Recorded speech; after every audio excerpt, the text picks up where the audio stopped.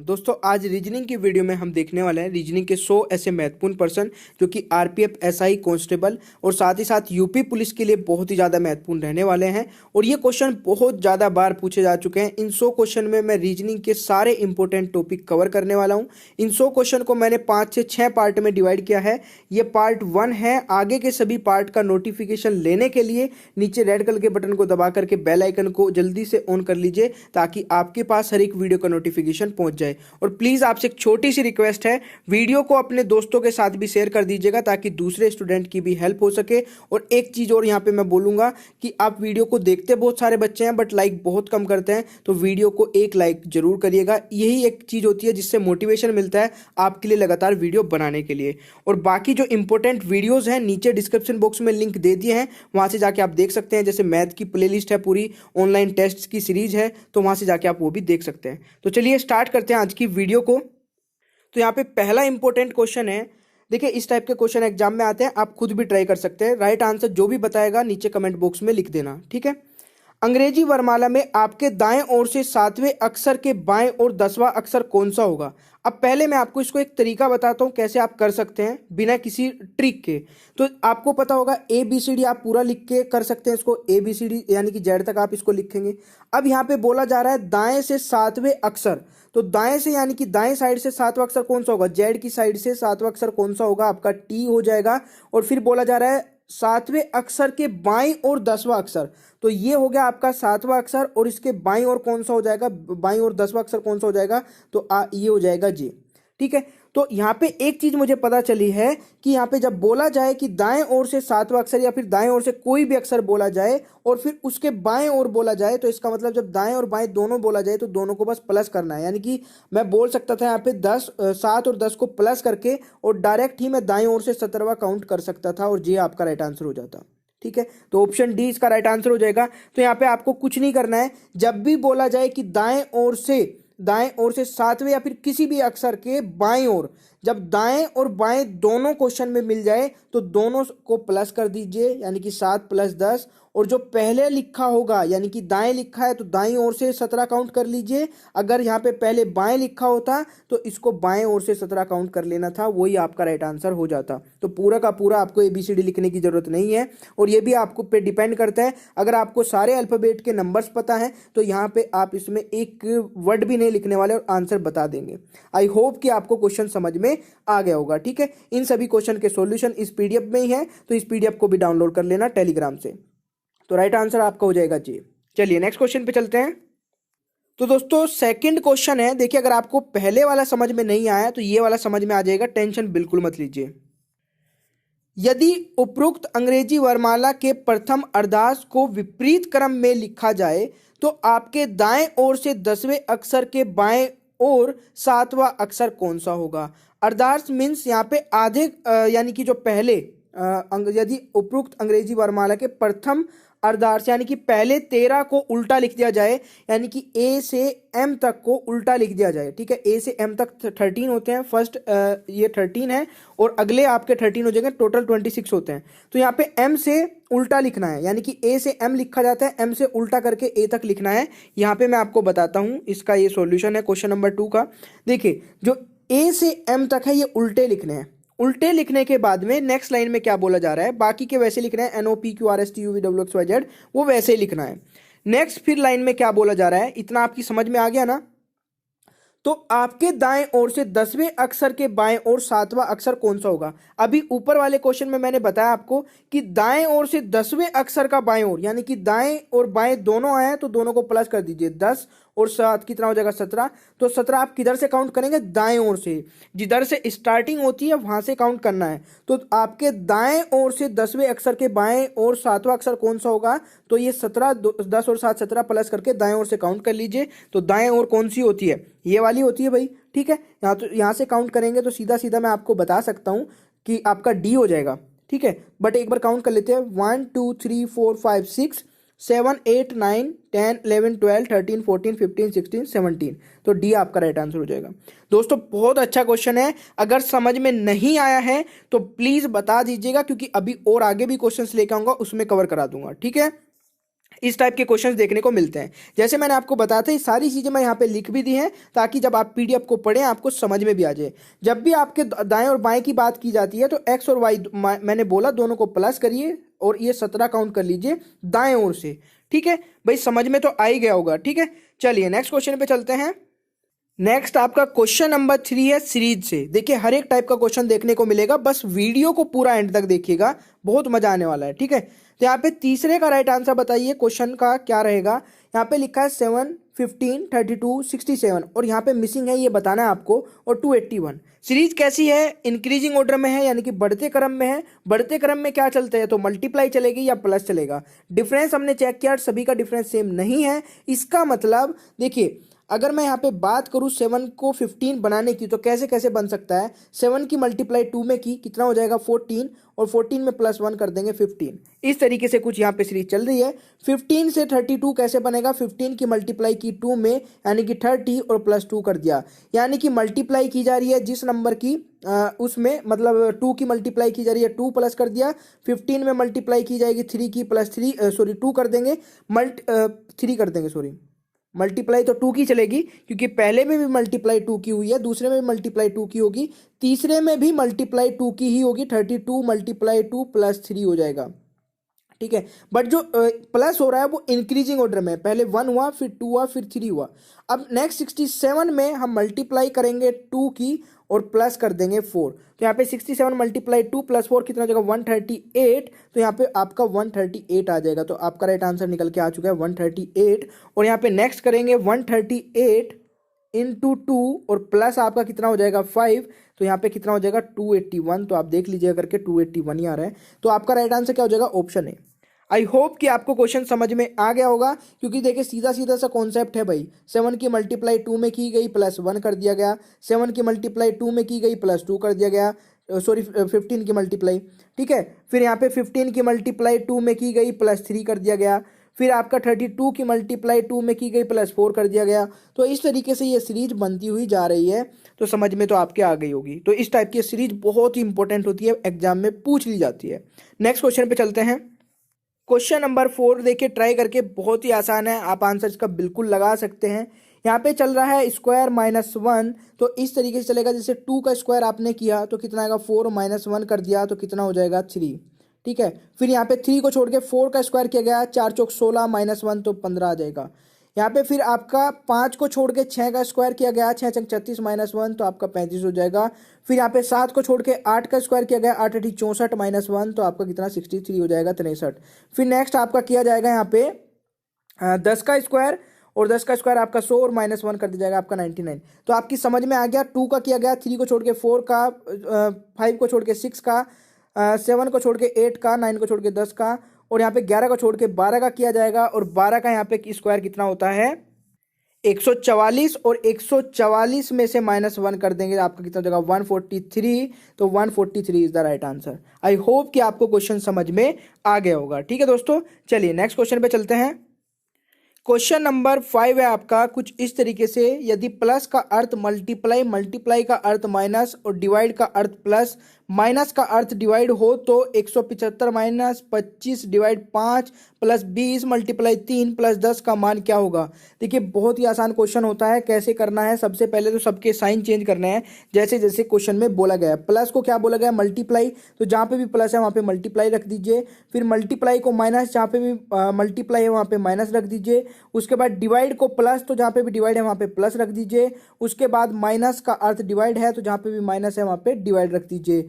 और ये आपका पूरी की पूरी इक्वेशन बन जाएगी। ठीक है, जहाँ पे प्लस है वहाँ पे माइनस रखना है आपको, सॉरी डिवाइड का अर्थ माइनस है, तो डिवाइड का जहाँ पे भी है वहाँ पे आपका माइनस रखना है। तो ये आपको करना है, मतलब उल्टे सारे साइन आपने चेंज कर लिए। उसके बाद बोर्ड मास का रूल आपको अप्लाई करना है। कैसे कैसे सोल्व करते हैं यहाँ पे नीचे मैं आपको बताता हूँ। देखिए ये सारे साइन चेंज करने के बाद में आपकी इक्वेशन क्या बन जाएगी, इससे इक्वेशन ये बन जाएगी। ठीक है, अब इसको सोल्व कैसे करेंगे भाई। बोर्ड मास का रूल हमें क्या कहता है, सबसे पहले जितने भी आपके ब्रैकेट हैं उनको सोल्व कर लिए, फिर उसके बाद ऑफ वाली मल्टीप्लाई, फिर डिवाइड, फिर मल्टीप्लाई। देखिए ऑफ वाली मल्टीप्लाई पहले होती है डिवाइड से भी, बट ऑफ वाली मल्टीप्लाई यहाँ पे कहीं नहीं है, तो इसका मतलब इसके बाद डिवाइड होगा। डिवाइड के बाद आप क्या करेंगे, यहाँ पे सबसे पहले डिवाइड करेंगे इसको, तो 7 बार जाएगा। डिवाइड और कहीं पे नहीं है तो उसके बाद आपकी होती है मल्टीप्लाई, तो 5 के बीच में करेंगे तो ये आपका 100 हो जाएगा। मल्टीप्लाई आपकी हो गई, ठीक है। यहाँ पे भी है मल्टीप्लाई, तो इसको भी मल्टीप्लाई कर लेंगे। इसके बाद आपका प्लस होता है और सबसे बाद में आपका माइनस होता है।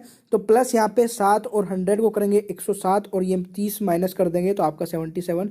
तो 77 आपका राइट आंसर आ जाएगा, ठीक है। तो क्वेश्चन बिल्कुल भी हार्ड नहीं होता है, बस थोड़ा सा ध्यान से करने की जरूरत होती है। क्वेश्चन का आंसर बहुत ही जल्दी और आ ही जाता है, ठीक है। ऑप्शन बी यहाँ पे राइट आंसर हो जाएगा। नेक्स्ट क्वेश्चन पे चलते हैं। भाई क्वेश्चन नंबर 8 आपका है डायरेक्शन से, तो डायरेक्शन का क्वेश्चन भी देख लेते हैं क्योंकि क्वेश्चन बहुत इंपॉर्टेंट है, एग्जाम में जरूर पूछा जाता है। यहाँ पे है कि अजय 12 मीटर उत्तर दिशा की ओर चलता है। तो सबसे पहले अजय को 12 किलोमीटर उत्तर की ओर चला दीजिए। उत्तर की डायरेक्शन ये होती है, तो 12 किलोमीटर जहां तक भी चलेगा ये कहीं से भी, मतलब किसी भी पॉइंट से 12 किलोमीटर चल देगा। वहां से दक्षिण की ओर 8 किलोमीटर चलता है, यानी कि जब ये यहाँ पे आ चुका होगा फिर दोबारा से दक्षिण की ओर 8 किलोमीटर आएगा। देखिए इसी फिगर से हम समझेंगे क्योंकि ये मैंने सॉल्यूशन आपको पहले से प्रोवाइड करा दिया, बट समझेंगे भी इससे। यहाँ पे बोला जा रहा है किसी भी यहाँ से पॉइंट से उत्तर की ओर 12 किलोमीटर गया, फिर वापिस 8 किलोमीटर जब दक्षिण की ओर आएगा। देखिए उत्तर ये होता है, उत्तर नीचे वाला दक्षिण होता है, तो फिर वापिस ये उसी लाइन पे 8 किलोमीटर वापिस आ जाएगा। ये पूरी की पूरी 12 थी और कहीं बीच में इसकी 8 हो जाएगी, ठीक है। बीच से मतलब थोड़ा सा आगे हो जाएगी, यहाँ पे 8 हो गई, तो ये 8 यहाँ तक आ चुका है। 8 किलोमीटर आने के बाद में फिर कुछ बोला जा रहा है, इसके बाद 3 मीटर पूर्व दिशा की ओर चलता है। तो इसके बाद वो जब 3 मीटर पूर्व की ओर चलेगा तो यहाँ से देखिए 3 मीटर पूर्व की डायरेक्शन ये होती है, तो 3 मीटर पूर्व ये यहाँ पे आ चुका है। तो इसने देखिए चलना यहाँ से स्टार्ट किया था, यहाँ से 12 किलोमीटर गया, फिर 8 आया, फिर यहाँ पे आ चुका है। एक एक पॉइंट को ध्यान रखिएगा क्योंकि यही है इंपॉर्टेंट पॉइंट, जहाँ पे एक भी गलत हो गया तो सारा क्वेश्चन गलत हो जाएगा, ठीक है। चलता है, वह अपने चलने के बिंदु से कितना दूर एवं किस दिशा में है। अब ये बताना है कि वो कितनी दूर है और किस दिशा में है। अब दूरी आप ये नहीं नापेंगे कि यहाँ से चलेगा, ये गलती मत करना कि ये यहाँ से यहाँ तक कितना गया, फिर यहाँ से यहाँ तक आया और यहाँ से यहाँ तक। ये दूरी नहीं होती है। दूरी होती है कि अब वो यहाँ पे है, यहाँ से वो चला था, तो कितनी दूरी है ये वाली आपको निकालनी है। तो देखिए ये क्या बन गया, एक ट्रायंगल बन गया, और यहाँ पे जिसमें आपको ये भी पता है ये भी पता है। कैसे पता है, ये देखिए ये वाली पता है क्योंकि ये डिस्टेंस कितनी है, 3 मीटर की है। यहाँ पूरी 12 की थी और ये वाली 12 में से अगर 8 माइनस कर दूँ तो 4 बचेगा, तो ये 4 मीटर की ये हो जाएगी। तो आपको ये वाली भी पता है, ये वाली भी पता है, ये निकालनी है, बस पाइथागोरस लगा दीजिए, आपका राइट आंसर आ जाएगा। और ये दिशा कौन सी हो जाएगी, उत्तर पूर्व हो जाएगी। सीधा सीधा आपको नजर आ रहा है, अगर एक लाइन में यहाँ पे खींच दूं तो ये कौन सी होती है भाई, ये पूर्व है, ये आपकी हो जाएगी दक्षिण, तो और ये हो जाएगी आपकी उत्तर, ठीक है। तो यहाँ पे हमें अगर देखा जाए, हाँ एक चीज यहाँ पे ध्यान रखिएगा, जहां से चलता है वो चलने का पॉइंट कौन सा होता है, वो बीच वाला होता है। तो ये लाइन आपकी यहाँ पे ड्रॉ होगी।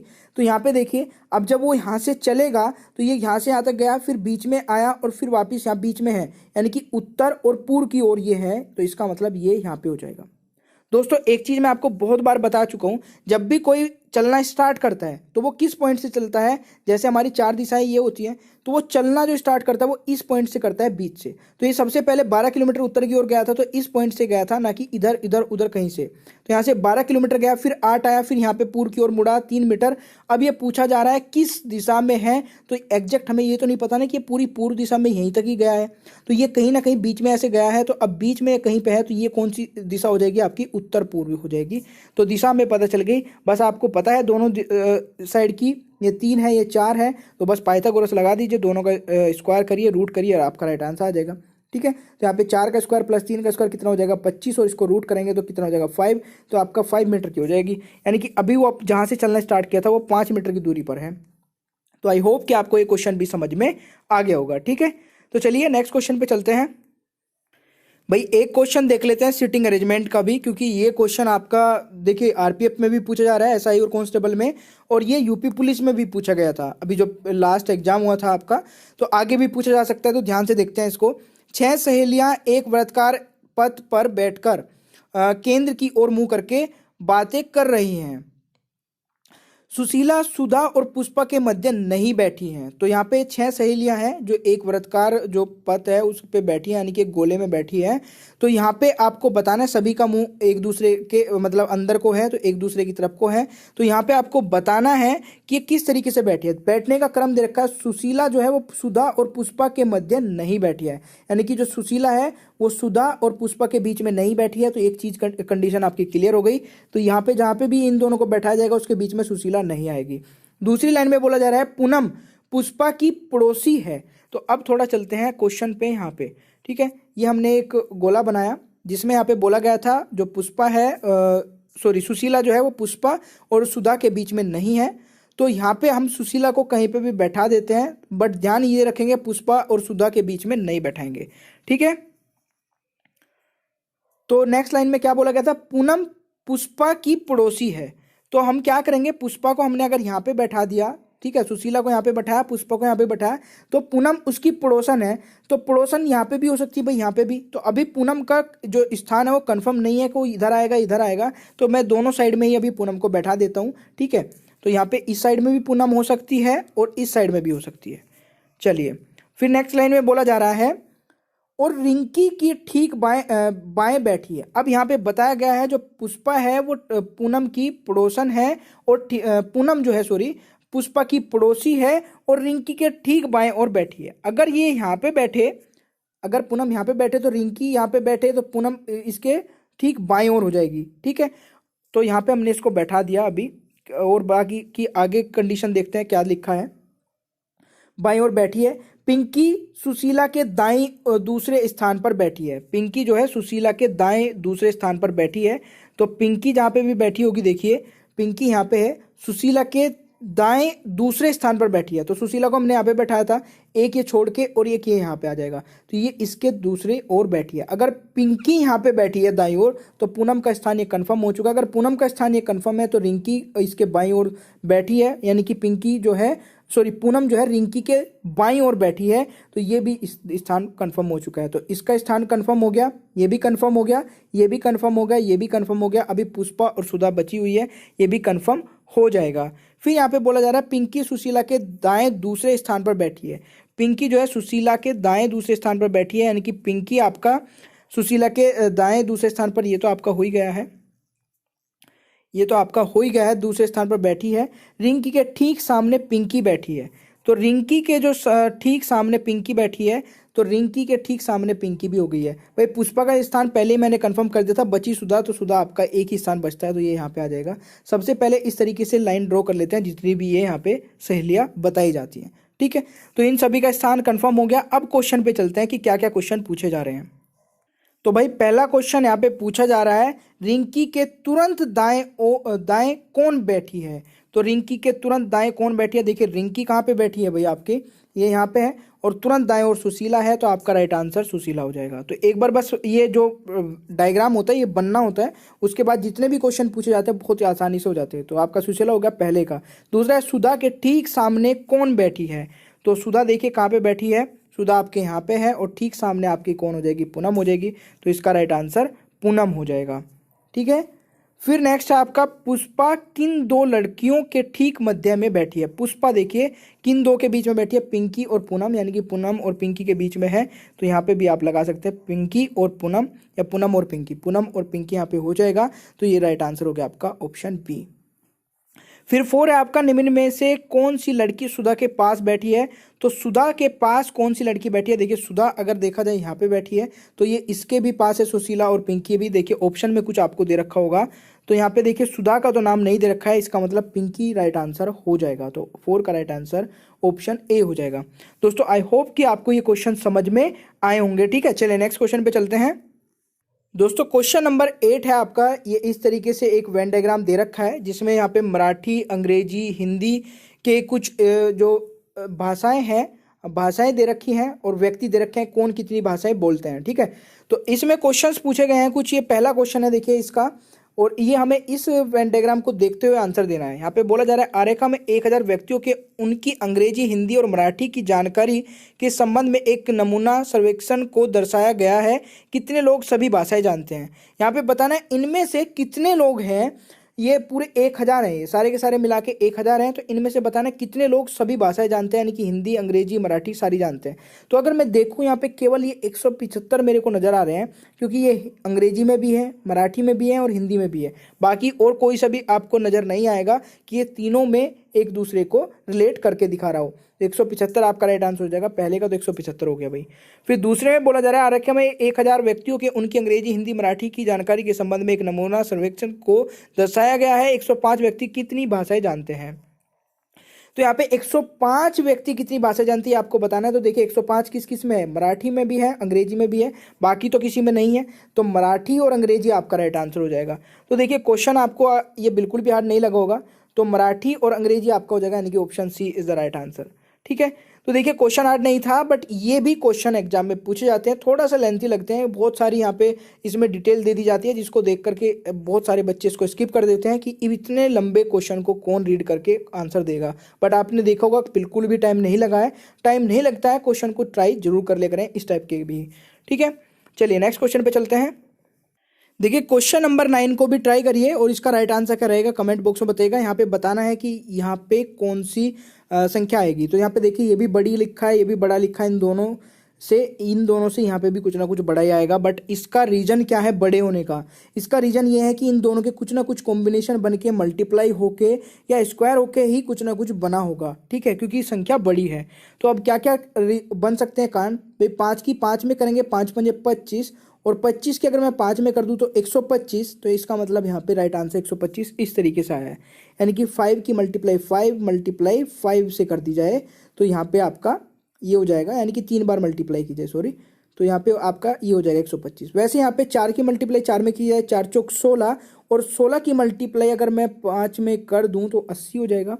तो यहाँ पे बिल्कुल ऐसे ही किया जा रहा है, यहाँ पे भी आपको यही करना है, 3 तिया 9 और मल्टीप्लाई 9 की 5 में कर दूं तो कितना हो जाएगा आपका 45। तो 45 इज द राइट आंसर, यानी कि option D is the right answer. तो दोस्तों आशा करता हूँ कि आपको समझ में आ गया होगा। इसी टाइप के क्वेश्चंस बहुत सारे आपके एग्जाम में पूछे जाते हैं। चलिए नेक्स्ट क्वेश्चन पे चलते हैं। देखिए क्वेश्चन नंबर 10 है, यहाँ पे बोला जा रहा है कि एक पुरुष ने अपने पुत्र की तस्वीर की ओर इंगित करते हुए एक औरत से कहा उसकी माँ। तो देखिए यहाँ पे पुरुष ये है और ये पुत्र की तस्वीर है, इस पुरुष के पुत्र की तस्वीर है।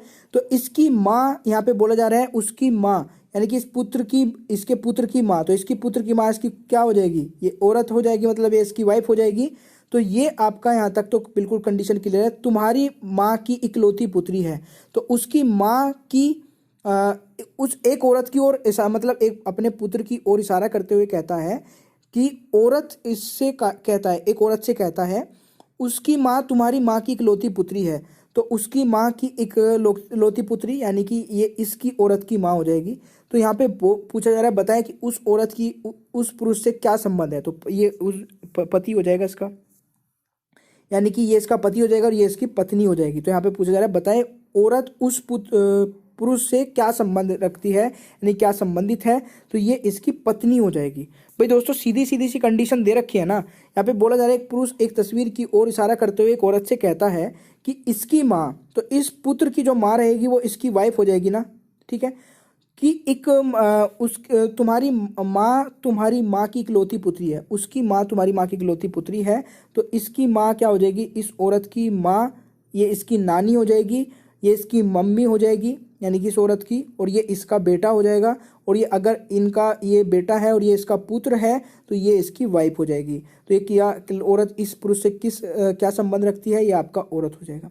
आई होप कि आपको समझ में आ गया होगा, ऑप्शन सी राइट आंसर हो जाएगा। ठीक है, चलिए नेक्स्ट क्वेश्चन पे चलते हैं। यहाँ पे नेक्स्ट क्वेश्चन है आपका कथन निष्कर्ष है, और उसमें बोला जा रहा है कि कुछ फूल शीशे हैं और कुछ शीशे हैंडल हैं, सभी हैंडल छड़ियाँ हैं सॉरी। ठीक है, तो यहाँ पे सबसे पहले एक वेन डायग्राम बना लेते हैं। ठीक है, कुछ फूल शीशे हैं, तो यहाँ पे देखिए फूल आपने बनाया और ये हल्का सा कट लगा के कुछ फूल शीशे बना लिए। ठीक है, तो इसके बाद क्या बोला जा रहा है? कुछ फूल शीशे हैं, फिर बोला जा रहा है सभी हैंडल छड़ियाँ हैं। तो आपका जो है शीशे, उसके बाद यार ये भी तो बोला गया है ना, कुछ शीशे हैंडल हैं, तो आपका ये भी बनाया जाएगा शीशे में कुछ हल्का सा ये इस तरीके से लगा के, पहले फूल, कुछ शीशे हैंडल, और फिर सभी हैंडल छड़ियाँ हैं, तो ये आपका बनाया जाएगा। ठीक है, तो वेन डायग्राम तो कुछ आपका ये बन के ये तैयार हो जाएगा। देखिए वेन डायग्राम आप सभी बनाना सीख ही गए होंगे, कोई दिक्कत नहीं है। उसके बाद जो निष्कर्ष होते हैं उसमें थोड़ा सा आपको दिमाग लगाने की जरूरत होती है, समझने की जरूरत होती है। यहाँ पे बोला जाए कुछ छड़ियाँ शीशे हैं, तो कुछ छड़ियाँ शीशे हैं। देखिए छड़ियाँ और शीशे के बीच में रिलेशन है, तो बिल्कुल सही है, ये आपका राइट हो जाएगा, पहले वाला राइट हो जाएगा। तो कुछ जो छड़ियाँ हैं आपका शीशे हो सकती है। कुछ हैंडल फूल हैं, तो हैंडल और फूल के बीच में देखिए कुछ रिलेशन है, तो हैंडल यहाँ पे है, फूल यहाँ पे है, तो इनके बीच में कोई रिलेशन नहीं है, तो ये नहीं हो सकता है। तो दूसरे वाले को हम क्या करेंगे, हटा देंगे। तीसरे वाला, कुछ छड़ियाँ फूल हैं, तो कुछ छड़ियाँ फूल हैं, देखिए छड़ियाँ और फूल के बीच में भी कोई रिलेशन नहीं है, तो ये भी नहीं हो सकता है। अगर यहाँ पे ये बोला जाता कि कुछ फूल छड़ियाँ हो सकते हैं, तो हो सकने वाली कंडीशन को हम राइट कर सकते थे, बट यहाँ पे जो सीधा सीधा बोला जा रहा है कुछ छड़ियाँ फूल है, तो ये नहीं हो सकता, ये भी नहीं हो सकता, ओनली वन राइट रहेगा। तो निष्कर्ष आपका क्या रहेगा, पहले वाला राइट। आई होप कि आपको क्वेश्चन समझ में आ रहे होंगे। ठीक है, चलिए नेक्स्ट क्वेश्चन पे चलते हैं। क्वेश्चन नंबर 12 है आपका, अच्छी पुस्तक भले ही महंगी हो बिकती हैं। तो यहाँ पे पूर्व धारणाएं क्या क्या है इसको देख लेते हैं। कुछ पुस्तकें दूसरी पुस्तकों से अच्छी हैं, तो बिल्कुल यही यहाँ पे बोला जा रहा है कि अच्छी पुस्तकें भले ही महंगी हो बिकती हैं, तो इसका मतलब कुछ पुस्तकें दूसरी पुस्तकों से अच्छी हैं, तो पहले वाला आपका राइट आंसर हो जाएगा। दूसरे वाला है अधिकांश पुस्तकें महंगी है, तो ये कहना यहाँ पे गलत होगा कि यहाँ अधिकांश पुस्तकें महंगी है, कम पुस्तकें महंगी है, क्योंकि यहाँ पे ये चीज़ क्लियर नहीं की गई है कि अधिकांश पुस्तकें महंगी है। बस यहाँ पे ये बताया गया अच्छी पुस्तकें भले ही महंगी हो पर बिकती हैं, तो इसका मतलब दूसरे वाला का कोई भी रिलेशन नहीं है कथन से, तो पहला राइट रहेगा, दूसरे वाला रॉन्ग हो जाएगा। तो दोस्तों आशा करता हूँ कि आपको ये क्वेश्चन भी समझ में आ गया होगा। तो दोस्तों आज